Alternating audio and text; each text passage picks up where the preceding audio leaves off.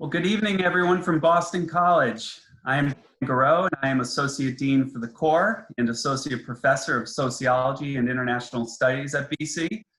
I'm also a returned Peace Corps volunteer who served as an agroforestry extensionist in southern Honduras. Welcome to the Show at 6, BC and the Common Good.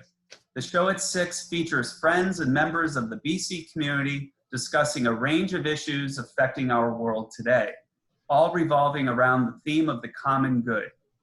Topics include how the BC community is responding to the effects of COVID-19, to the enduring challenges of the marginalized, to our own resiliency and solidarity, and to the upbuilding of human dignity around the world. The show is based on the central insight of the common good. That is, that the resources that humanity has and needs must be shared equitably.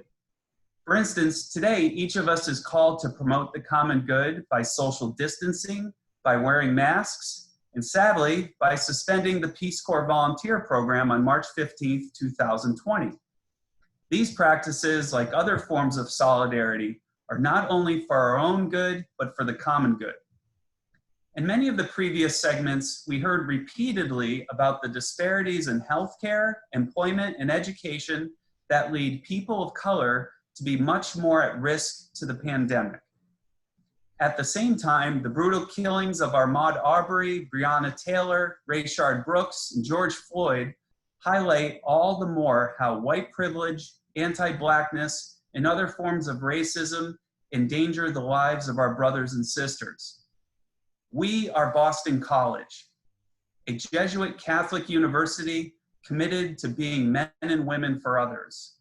We know that through solidarity and a commitment to the common good, we can beat the virus of COVID-19, but we must be no less committed to defeating the virus of racism that destroys the lives of so many. At 6:40, my co-host and I will ask our guests questions from the audience. Members of the audience can pose a question before 6:40 through the Q&A button at the bottom of your Zoom screen. When posing a question, please identify yourself with your name and your relationship to Boston College. I'd like to now introduce my co-host and my life partner, Tara Pisani-Garreau, who is an associate professor of the practice in Earth and Environmental Sciences and the director of the Boston College Environmental Studies program. Tara and I met in the Peace Corps.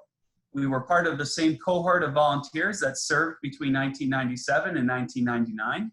And Tara was a hillside farming extensionist. Now Tara will introduce our guest. Good evening. It is wonderful to be here and to be part of a conversation on a topic that is so close to our heart. I'd like to first introduce Stephen Choi, who is a double eagle. He graduated from the Morrissey College of Arts and Sciences in 2014 with a degree in political science and Islamic civilizations and societies, and from the Boston College Law School in May 2020. In between his undergraduate and graduate studies, Stephen served in the Peace Corps in the city of Zunyi in Guizhou province of China. There he taught university students spoken and written English, as well as managing secondary projects aimed at sharing American culture with host country nationals. Rebecca Gourlay graduated from the Boston College Morrissey College of Arts and Sciences in 2017 with her BA in Environmental Studies with a concentration in Food and Water Sustainability and a minor in International Studies. Becca served as an agroforestry Peace Corps volunteer in Guinea from 2017 until February of this year. She worked closely with local workers' collectives to design and implement projects that provided opportunities to diversify food production, improve planting practices, and provide income generation among small-scale producers. Amy Gaito graduated from the Boston College Morrissey College of Arts and Sciences in 2017 with a BA in International Studies and a concentration in economics. She also completed minors in Hispanic Studies and History and was a member of the MCAS Honors Program. Amy served as a community economic development volunteer in Cochabamba, Peru, where she worked alongside local counterparts to develop and implement sustainable economic development projects and activities. Nicola Minot is a visiting assistant professor with the International Studies program at Boston College. Her research interest and teaching focuses on the nexus between conflict and natural resources, climate change policy, and global climate politics. Professor Minot was a PCV in Paraguay from 1993 to 1996, working in secondary education, and in her third year, assisting volunteers in the health sector. So welcome to all of our panelists. So before we start our conversation with our panelists, we thought it'd be helpful to give the audience a very little bit of background on the Peace Corps. So the Peace Corps program is a volunteer program run by the United States government that was established in 1961 under President John F. Kennedy. There are three goals of the Peace Corps. The first goal is to help people of interested countries in meeting their need for trained men and women. The second goal is to help promote a better understanding of Americans on the part of the peoples being served. And the third goal is to help promote a better understanding of the peoples on the part of Americans. Volunteers work for 2 years in one of 6 sectors: education, health, community economic development, agriculture, and environment and youth development. Since the Peace Corps was first established, more than 235,000 US citizens of all ages have served in over 140 countries worldwide. So our first question is for all of our guests this evening. Can you tell us what a typical day looked like for you after your training and highlight one of your favorite aspects of being a Peace Corps volunteer? Whoever would like to start first. I'll start. After training, my typical day, once I got to my site, I was in a small community, about 5,000 people, 90 kilometers outside of the capital city. And honestly, the first couple months when I was there, it was just sitting, listening, and just meeting people, because my language skills were not up to par, so it was difficult for me to communicate at the time. So I spent a lot of time smiling and making silly comments that I didn't realize I was making in Spanish. But eventually, you know, that period of time allowed me to kind of familiarize myself with the town and for them to familiarize themselves with me. Great. And what about one of your favorite aspects of being a Peace Corps volunteer?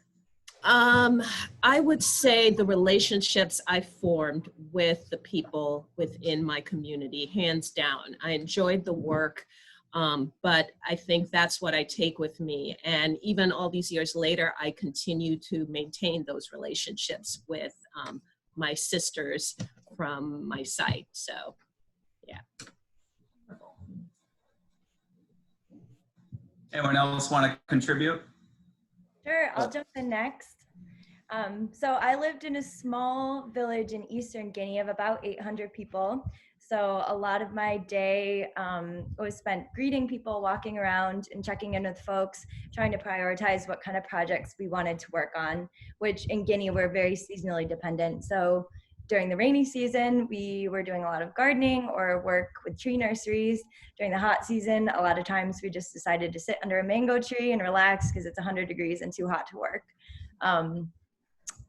So besides that, one of my favorite parts of being a PCV was sharing meals with folks. It was a huge part of my day. I would usually have breakfast, lunch, and dinner with people, either in the fields or eating with my neighbors. So that was a really wonderful part of being a volunteer. Nicola, your comments on your language skills going into the Peace Corps were similar to mine. I remember the first presentations I was supposed to give to a group of locals in my area of southern Honduras was supposed to be on slash and burn agriculture, as if I knew something about slash and burn agriculture that peasants in southern Honduras didn't know. But what I told them was that I was going to give a talk on beds and cloth. So I got the vowels a little wrong, and I've been stock of the area for quite some time. I can relate. I thought maybe others could jump in a little bit to reflect on that, but maybe we can ask another question to add to this. So in addition to the 2 years of service that all Peace Corps volunteers do, Peace Corps volunteers all have 3 months of training, 3 months of language, culture, and technical training. Amy, could you tell us about your Peace Corps training experience, and maybe in particular, about the Peace Corps' approach to development, which I think all of us can relate, is probably different from how maybe most US citizens think about development. Sure. Yeah. So like you guys mentioned, I was an economic development volunteer, which kind of spans into a lot of different sectors. I got to work, with high schools, elementary schools, with women groups, with local businesses, which was really cool. I was kind of all over my community. But during our training, we had 3 months of training. And like you guys mentioned, there was a lot of language training. Depending on what level you came in at, they classified you into different language groups. And you got a lot of really intensive language training that I think is pretty unique to Peace Corps, actually. You would go out into the community. Our training was just outside the capital of Lima. So, we would go into communities and talk to people and, learn language through conversation, which turned out to be really effective. And then apart from that, there was a lot of technical training. So I think at least the case was with my group, we didn't really know what our job was upon arriving to Peru. And I think that's the case with a lot of Peace Corps volunteers. They give you a really vague description of what your job is. And then when you get there, you learn pretty much everything you need to know before going off to site, which is great. So we were learning a lot of business development techniques. We were learning how to teach entrepreneurship, but not only that, we were going out into the local community and actually putting that into practice during training. So we kind of could fail while we were there with our mentors, and then they would correct us. So, we would go into local high schools and teach. We would go to local female groups, women groups, and present things to them so we could kind of get accustomed to presenting and speaking in that language. And then apart from that, during training, we were also living with a host family, which was really great because you were, kind of integrating into the culture already, even just being in the capital. And then as far as your question about Peace Corps' theory of development, I really enjoy Peace Corps', mantra is that they focus on capacity building, which I think is huge because it focuses more on a sustainable development. So these projects and activities that you're implementing, you're always working alongside a local counterpart so that once you leave, these projects can continue and these activities can continue and people can still keep reaping benefits from these activities. And I think that's really important. We kind of talked about this earlier, but I think especially as a white volunteer, I think a lot of us come in with a savior complex that, these people are living in poverty, they're living in developed countries that are so different than our country. And we kind of come in with this idea that, we can help them and save them. But I think Peace Corps really checks you in training and they tell you, no, these people have the resources they need and they have the intelligence here in country, but maybe you can be the extra push to get them there.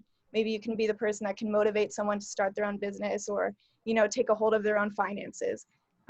So it's really great the way that they do that and they teach you, to listen, to learn, and then go from there, so.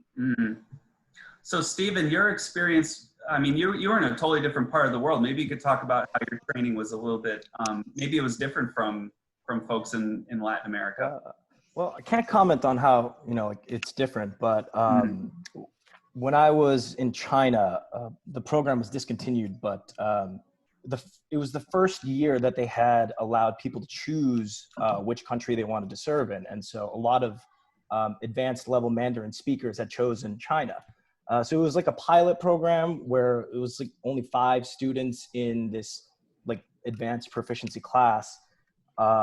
So we were really just kind of experimenting a lot. Our teachers didn't really have the same kind of, I guess, like established routines and like curriculums that were tried and tested. So it was a lot of just kind of like trying this, trying that. I wanted to note that, like one of the things that they did tell us that really did stick out to me was as soon as we got there, one of the first days, they made the point that, like this is training and you'll be training for the next 3 months, but your job starts now. Your job starts when you walk out onto the street and you are representing America as a cultural ambassador. And that really goes to one of the major goals of what Peace Corps service is about is, yes, we're here to, engage in our main tasks, which in China was education for the most part. But really like another main focus was trying to get a better understanding of what life in rural or urban China is like, and trying to give the local Chinese people a look and kind of insight into what it's like to be an American, or what it's like to live in America. And so I thought that was like a really interesting thing in training, was we learning cultural differences and these little challenges really about how to go about kind of representing yourself as an American without stepping on toes, without, you know, being disrespectful of local customs and norms. So it was a lot. It was pretty much a full-time job for the first 3 months, just learning. So Stephen, when you got into your job, what was your work like at your site? What was your typical day like? Were you in a school, like a teacher? Did the community think of you as a teacher? Yes. So for the most part, I believe almost every volunteer was sent to a university level institution. So I was sent to the Zuni Medical College, the Yishuiyuan. And there, our position was foreign teacher. So like kind of I guess like just a part-time teacher kind of a thing. But we were viewed in the community as, you know, people that should be respected. And, you know, students would, you know, defer to us. And it took a little getting used to, because I've never been in that kind of a position before. But it came with like a certain level of respect that we then had to kind of hold ourselves and present ourselves in a certain way. So the day-to-day would kind of go, I would only have to teach about 1 or 2 classes a day. And each class would run about an hour and a half, about 45 minutes, like, and then a break, and then another 45 minutes. Lunch would then come, and usually after lunch, I would just go to the basketball court and play some ball with my students or some of the other locals. In the evenings would be just lesson preparation for the next class or the next day, or working on secondary projects, or kind of preparing things for Peace Corps training. There were several kind of tasks that we had to do and training sessions that we wanted to kind of review and prepare for before we went. And I think what you were saying about how you're seen in your community was a similar experience to how that we had, in that, and I think it's important for people to understand that going into it. We think of it as a volunteer experience, which maybe sort of have lower level if you're volunteering at an organization in the United States, but going to volunteer in a foreign country, you are seen as a professional. You're among the teachers. In Spanish, if you have a college degree, they say you're ingeniero. So like you have this respectful title, and it's a wonderful opportunity to kind of use that position to gain career experience. So we want to ask a question a little bit about culture here. So no 2 Peace Corps experiences are alike. They're so distinct, but maybe a common thread that runs through all of them is trying to fit into a different culture. Becca, can you maybe begin this conversation to speak about what it's like to confront cultural or gender role differences while also maintaining your own identity? Sure. Yeah, this is really, really important topic to talk about. And I think every volunteer, like you mentioned, thinks about this and confronts it in different ways and in different levels. And for me personally, working in a very rural agrarian community with gender norms that were often defined by the type of agricultural work being done. So women had certain tasks that they would do when we were harvesting rice, for example, that differed from men. Kind of navigating and figuring out my role as a Western American woman fitting into that system was complicated at times. But I found that once I developed the language skills to get to know the women in my community, they became my greatest allies in helping me navigate those challenges. So they offered some really good advice to me in how to work with male counterparts, how to work with groups of men and women combined to implement different projects, because there were different things that I would have never thought about in planning a project or implementing a project, that these groups of women that I worked with told me, like, you got to do this first and prioritize this and take time to think about this. So that was really important. And one specific example, one piece of advice that those women gave me was when I was working on projects with primarily male counterparts, just the importance of getting to know their families. So going over and cooking meals with their wives and getting to know their children and their mother and their father and all of that. So I was seen more as an advocate for the entire community and less as someone who was working with so-and-so in a specific context. So that really helped me navigate some of those cultural and especially gender norms that were challenging for me to see as an American. And I would add to that also that in certain cultures, for me as an educator, and also I was known, every country has their different titles. As a college degree, a person with a college degree in Paraguay, they called you licenciada. And one of the things in that particular culture going in is, I agree with Becca in that when you're working, in teaching is predominantly female in Paraguay. So I immediately had that connection with the community, and many of the women, you know, took me under their wing and showed me around, and I got to meet the community as licenciada working in this particular area. I would also say that one of the things that was really interesting is in that particular context, they weren't used to women not being married, especially, you know, when someone is in their 20s, which I was at the time when I went there.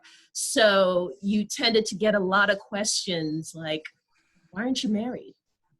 You know, why did you leave your family? Why are you here all alone? And that had a lot to do with, you know, for them, family is so important and such an integral part of who they are and their identity. So it's hard for them to understand why a single woman would venture out by herself and be in this small community by herself. So it took a while to kind of break down those barriers. And I was fortunate enough because many of the people knew me through also respected and high upper level members of that community. But I did get the occasional marriage proposals and wanting to introduce me to their sons. But, you know, you learn to be respectful and kind of stay in tune with the cultural norms while at the same time working and getting to know the community and doing the job you were sent there to do. I can add to that really quickly. So actually, I kind of had a different situation from you in that I was mostly working with the local municipality, so the local government, and often I was the only female present at a lot of big meetings, you know, and I think people felt that because I was American, or maybe even because of my skin color, I was worthy of attending these meetings, whereas a female otherwise would never have been invited.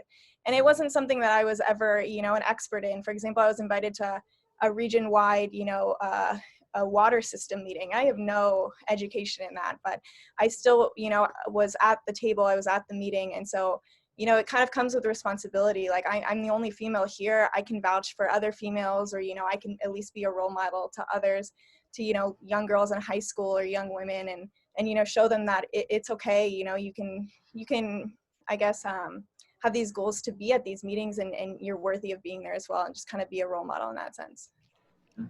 I could add really quickly. Go ahead. In rural China, there is definitely a sense of machismo with a lot of the men. And I think gender roles does kind of go both ways in some instances. For me, I went into the Peace Corps in a very serious relationship, and I was engaged to my fiance while I was there. But I was put into some situations like dinners, banquets, or things like that, where either female party leaders or other counterpart teachers or like department chairs or things like that would make comments to me, which in all fairness, they were probably just trying to be nice because, you know, in their culture, it's nice, you know, to treat men a certain way. But they would say things like, oh, he's like the little fresh meat here. Like, you know, some women would just like, you know, squeeze my biceps. Made me feel very uncomfortable. Like definitely made me feel very uncomfortable. So I do think that there is a little bit of that for men as well, that you can be put into some uncomfortable situations.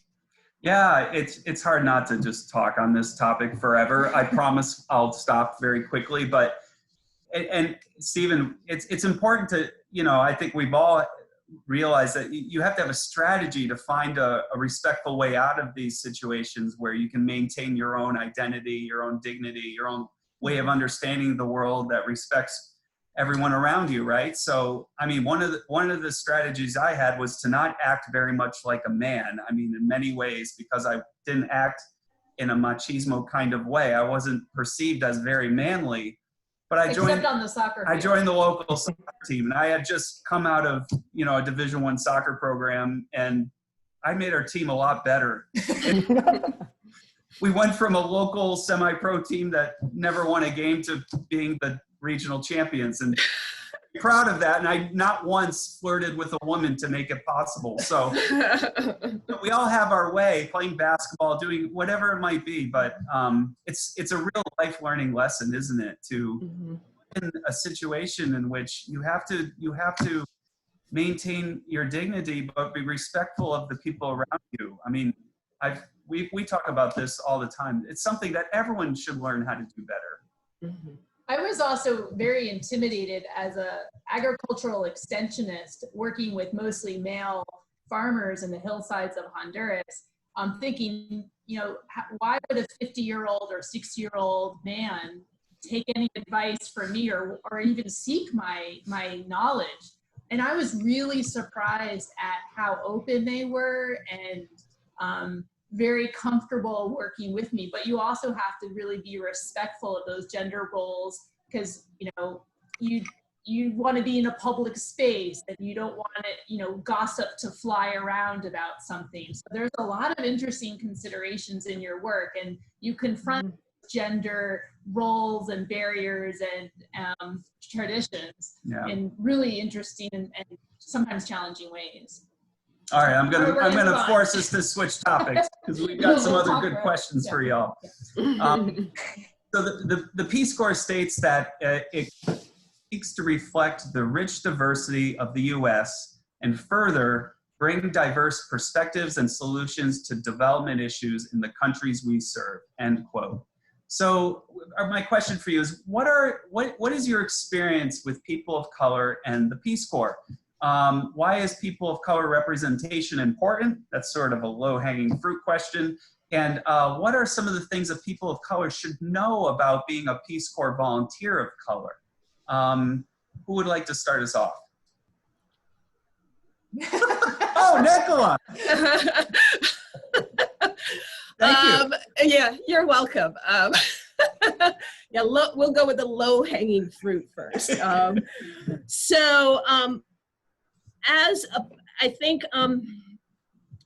As a person of color going into the Peace Corps, honestly, there are not many of us going into the Peace Corps. So the perception of Peace Corps are young, blonde, white men and women who, you know, go there and they drink a lot and, you know, party or whatever.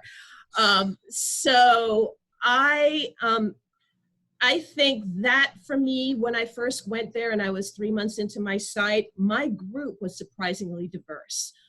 We had several people of color, and we also had several Hispanics and just a broad range, predominantly white. But one of the things that's important is that when you go into some of these small communities, you're the first Black person they have ever seen.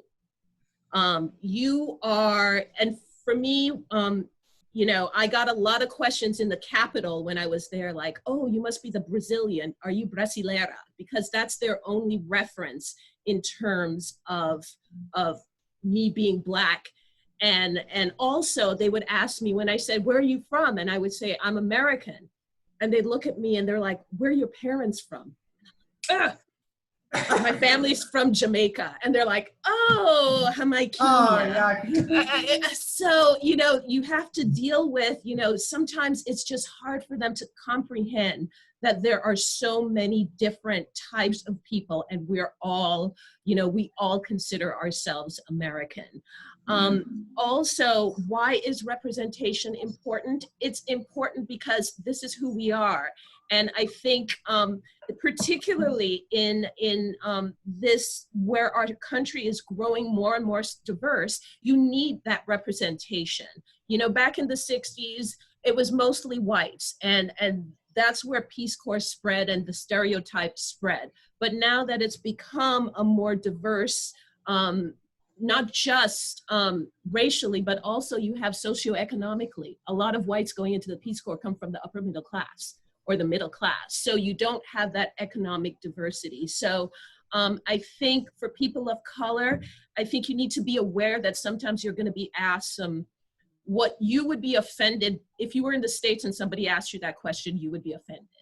Mm-hmm. But in the context of being the only ever Black person they've ever seen, you know, this is curiosity. And so you have to figure out ways to manage that. For me, I viewed it as an opportunity to educate and as an opportunity to break down what they see, stereotypes from what they see on Western television.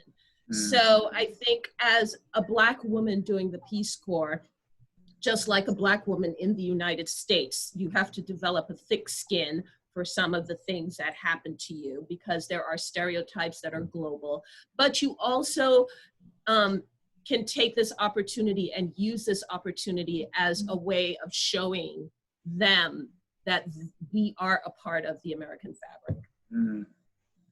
I think what Nicola just said is really important there, because when in China, obviously I'm an Asian American male. And so that's very visible just by looking at me. So when I first got to my site, or even with my host family, and they would start talking to me, and because I could speak in Mandarin, I would banter back and forth, and they would kind of look at me funny, and be like, so where's our volunteer? Where's our American? You know, who's this Chinese guy here? And that was kind of a recurring thing. And during training, we were actually told, the Asian volunteers in China were told that, well, there was a group, I think it's facially similar, culturally different. They were explaining that in China, there's almost like a preference for the white volunteer because visually Definitely. You're striking as an American. But for the Asian American volunteers, they're almost like, well, we can just find another Chinese person that can speak English. So what do we need this person for? Almost like that. So I've heard a lot of stories about Asian volunteers that would just be entirely ignored, but their counterpart, the white volunteer also in the same university, they would be the person that would get all the invites to places. They would always ask them to do these things for them, engage in cool, fun, like sports activities or school spirit activities or things like that. And so I think every Peace Corps volunteer kind of deals with these things differently, but for the most part, I think everyone kind of takes it as a teaching experience that, you know, for a lot of people, especially in rural China, you're the first American they've ever met. You're the first actual real life piece of evidence that the United States of America exists outside of their country. You know, most people haven't left their province. So when you have the opportunity to kind of say, hey, you know, like, I'm an American, and they're like, no, you're Chinese. Well, in America, we come in all different kinds of shapes and sizes and different colors and different creeds. And, you know, that's one of the coolest things about being from America is that you can walk a certain block and hear various languages being spoken, different cultures being celebrated. And it's a really unique kind of quality that I take a lot of pride in. And I would share that with people. But yes, I would eventually have to explain that, yes, my family is from Korea. And yes, I guess I'm technically Korean by your standards. And I think what's also to add to what you just said is the fact that, yeah, there's so many different, there's a tendency to objectify the white American volunteer because that's the standard bearer of what Peace Corps is. And I think it's also important to, as a person who is not the white person to, you definitely face that challenge, and I would assume from what Stephen says, especially in monocultures that are monoculture, they don't have a lot of diversity. Coming into that situation, it's kind of jarring for them when they see a break in the norm, because that's all their perspective is having one people, one race, everybody's the same color, everybody speaks the same language. Right. So a lot of people would tell stories of how they experienced kind of racist incidents. And, you know, it's difficult because a lot of the times it's not like the racism that we experienced was malicious or coming from a place of hate, but it was out of ignorance. And I think learning to kind of accept that and do with that something positive and move in a progressive direction, either, you know, like trying to share your experience with them, or, you know, like bring some awareness to what America is. So I think that kind of goes back to why it's important to have cultural, racial diversity in the Peace Corps and representation, because that is what America's about. And I think that's the image that we should want out there. Well said. And it's so nice that goal is embedded in the Peace Corps mission, so you can feel like you're really doing that work. Like that is part of the work, is to just, you know, to get into those conversations, which can be challenging, but so important to do. And actually, just to point out that the other part of it, the goal 3, we're all doing today by talking about our experiences. So the work almost never stops. We want to ask a question so about relationships. So when I think back to my service as a Peace Corps volunteer, it sticks out to me that how important developing meaningful relationships in your community.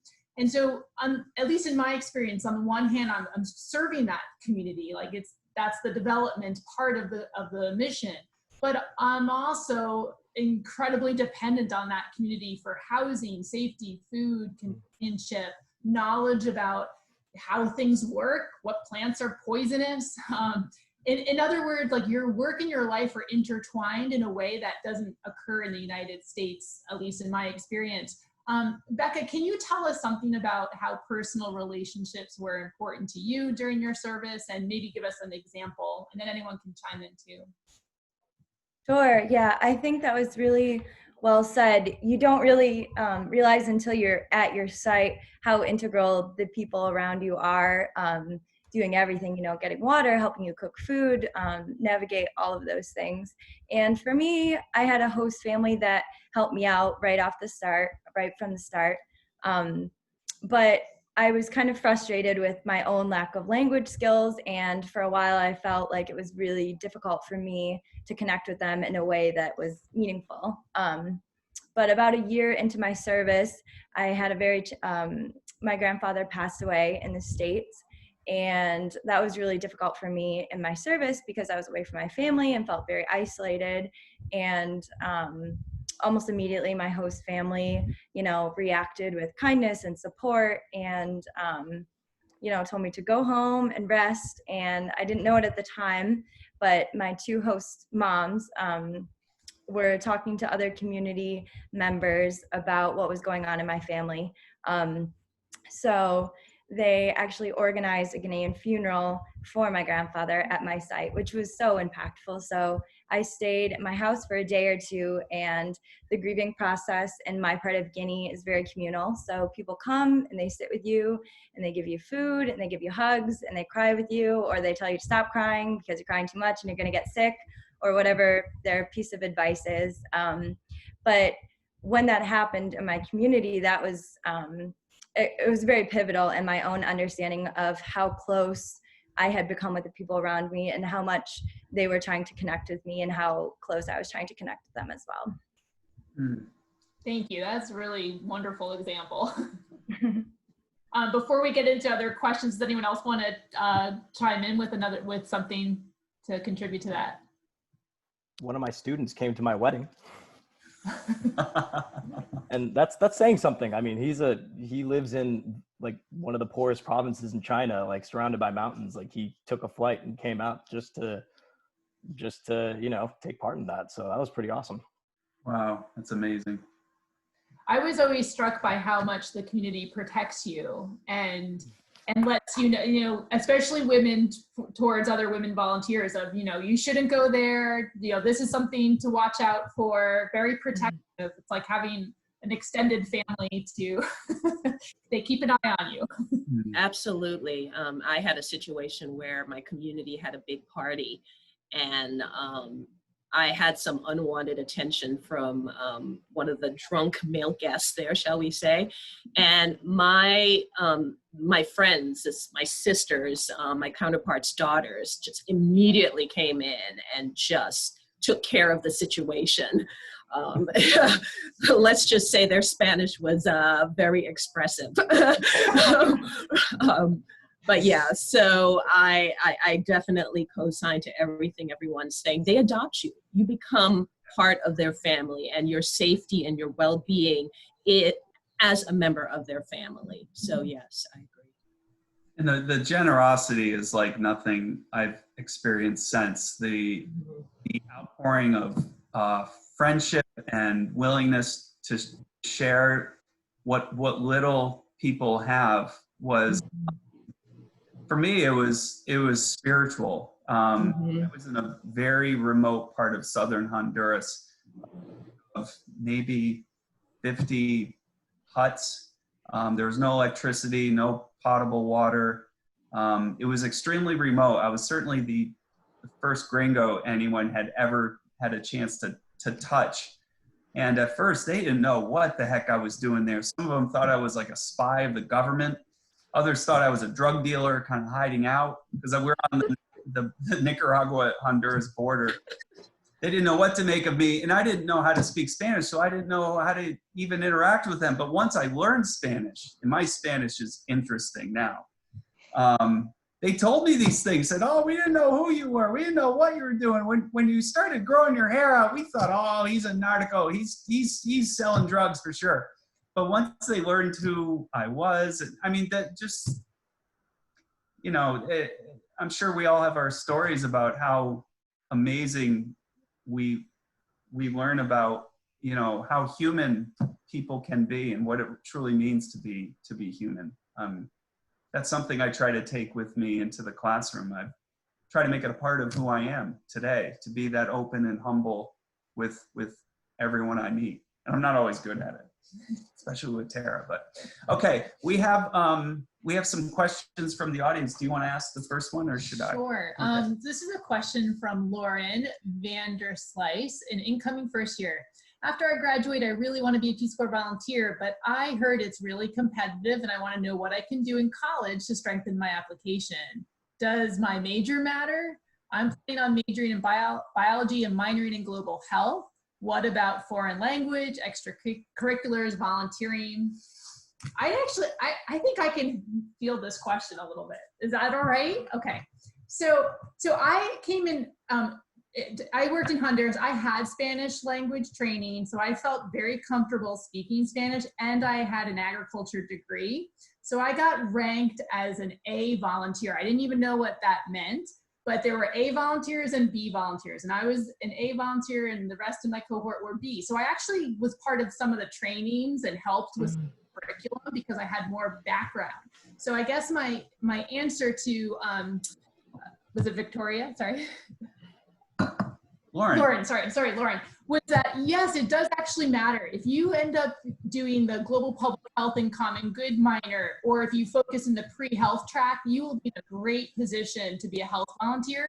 If you do environmental studies and do food and water sustainability, just like Becca did, you would be in a great position to be an agriculture volunteer. And I would encourage you to get some like hands-on experience beforehand. So definitely come visit and chat. But the more topics that focus in those different areas, if you're in the Lynch School of Education, then yes, you'd be a great educator. You'd be in a good position. I didn't know it at the time, but I probably could have written where I wanted to go because agriculture volunteers were very sought after. It's one of those that they don't have, because many people aren't taking agriculture in school, and we need that. So anyway, that's my answer. I think Amy wants to add. Yeah. I can add as well, just because I was doing this process only 3 years ago. And I remember in my interview process and application process, they talked a lot about like intercultural competency. So I think you mentioned studying abroad in foreign language. I think that would really, really help, because a lot of the questions were, soft skills questions where they can teach you a lot of the technical stuff once you get there. But what they really want is someone who knows how to interact with with people from another culture who is okay, you know, going into a foreign situation and adapting and learning, who has an awareness of the global context. So I think that's something you can get studying abroad. It's something you can get through that global health minor or through a variety of volunteer opportunities in college. That's well said. I think even just hearing how we've talked about our different experiences in the Peace Corps, you see that part of it is a mindset. It's a willingness to be uncomfortable and to face challenges, and to do so with, you know, some respect for the people around you. I mean, if you're capable of doing that, I think you could be a great Peace Corps volunteer. And whatever your major is and whatever you want to focus on, the different areas of the Peace Corps are so broad that I think you'll find a place.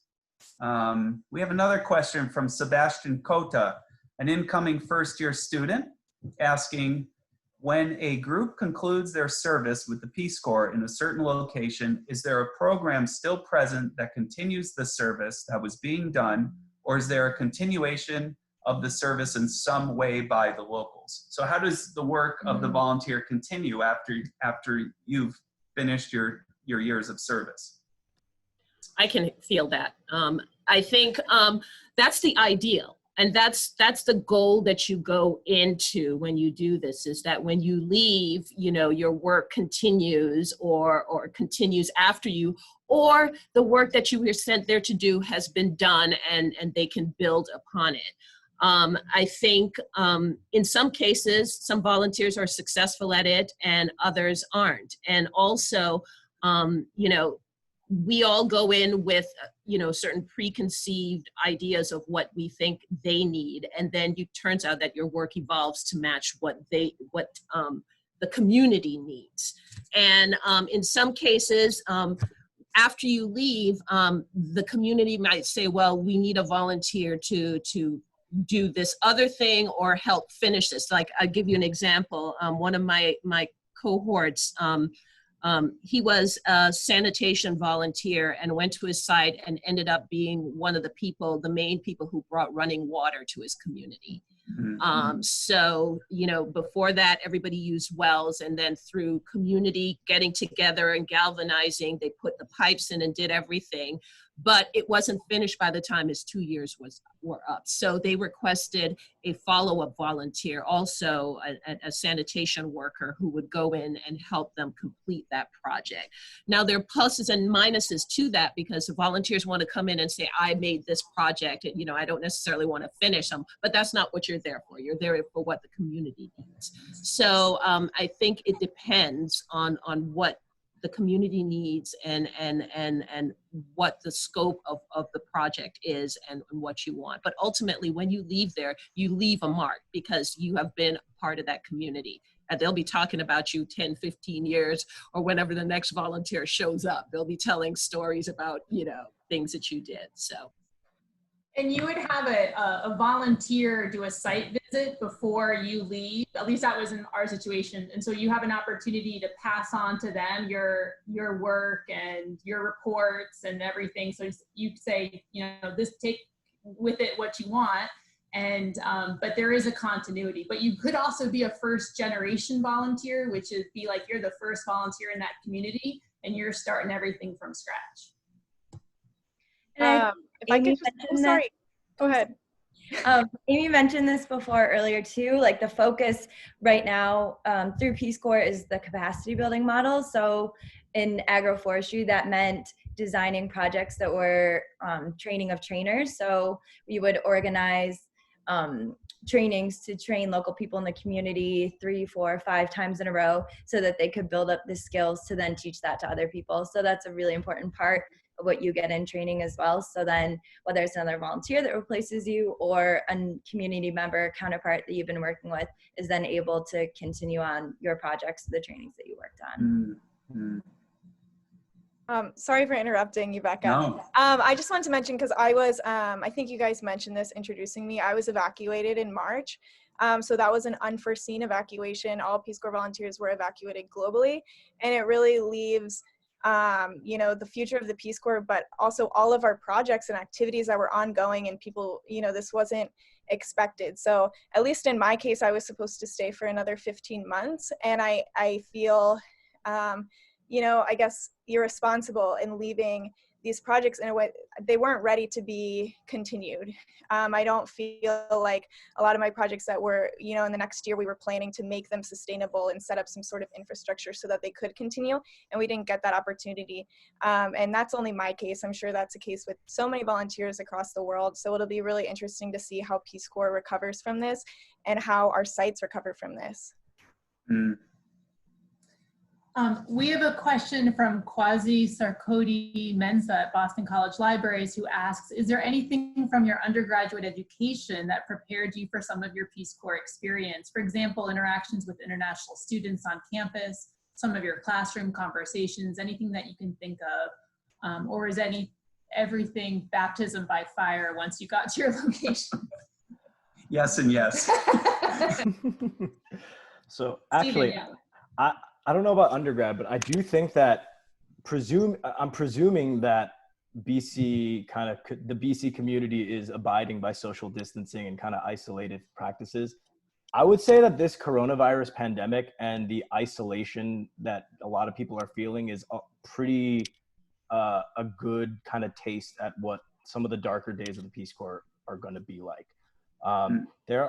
There are many days where I felt like I was in an ocean that was just entirely different from me, and I just felt so alone. And it's tough. It's tough being the only person. Well, I had a counterpart, but being one of two people in an entire city, where everyone else is of a different cultural background, and you know, like you don't. As much as I can speak Chinese, I can't speak like a native speaker.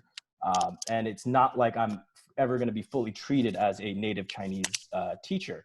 And so there are moments where the isolation becomes really, really difficult to bear. And I think I couldn't stress that enough. That was definitely one of the hardest parts of my service, was the moments where you really felt alone. So I think if you're an introverted, kind of a person who likes being alone, that's not as great of a challenge for you. But if you're an individual that really thrives on social interaction and being with people and kind of expressing yourself and, connecting on a fundamentally deeper level, then that's something that's very challenging because you won't have that readily available. That's really interesting. As you're talking, I was reflecting on how much time I had to myself and those moments of isolation and quiet. And my friends on this Zoom call will laugh, but as an introvert, I really do miss that time. And, you know, I miss being able to read as much as I want, to write poems, to write science fiction stories, to spend time with our puppy as it's giving birth and seeing, just being present. I miss the opportunity to be present. In fact, the great benefit, and this is a selfish, privileged response to the coronavirus, but the great benefit that I've experienced through COVID-19 is not having to drive for 2 hours a day to get to work, and to use that time in what I think is more productivally. I've been able to spend time with our chickens, with our children. I thought you were going to say our children first. No, the chickens. I miss in Honduras. And the children. I miss the Honduras. I miss playing with the local team. I miss laughing and playing acoustic guitar on a patio overlooking the Gulf of Fonseca. Those were quiet moments that I'll never get back. And our society is so driven to constantly do more, and it seems to be on a treadmill sometimes. And so the isolation is something I like Stephen. There are hard times, but there are also blissful moments of quiet. I envy the Jesuits in their 8-day retreat every year. I mean, come on. That's the joy. What a privilege they have. I'd also like to flip that, in that yes, there is, especially in a small community, you are alone, but also you are in a fishbowl. and everything you do is looked at. Like, you know, I'd be walking or doing something, and then the next day somebody's like, oh yeah, I saw you, or I heard you were there talking to Fulana, and, you know, and they said that, you know, so you are constantly under a microscope, which can be disconcerting, but, you know, it you know, it is what it is. And so if you have an opportunity to close the shutters and have some personal space where people aren't watching you, even that, actually, I found the kids go through and try to look through your window. Yeah, they see you. You're never alone. And they report back to your parents. I had one of my friends tell me, they're like, I have to tell you something. I'm embarrassed to tell this to you, but you need to know. I said, all right, what is it? This is in my second year of service. The boys have a plank up in the tree overlooking your backyard. And then they, oh, I see. I'm going to let you all figure out the rest, but.